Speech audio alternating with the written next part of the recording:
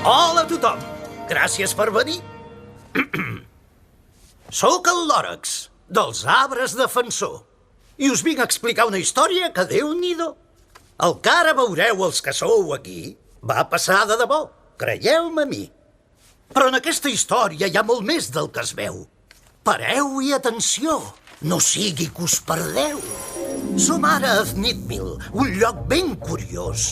Tot era fals i de plàstic, però ho trobaven preciós. No hi havia natura, ni un sol arbre viu. I què els va passar? La cançó ja ens ho diu.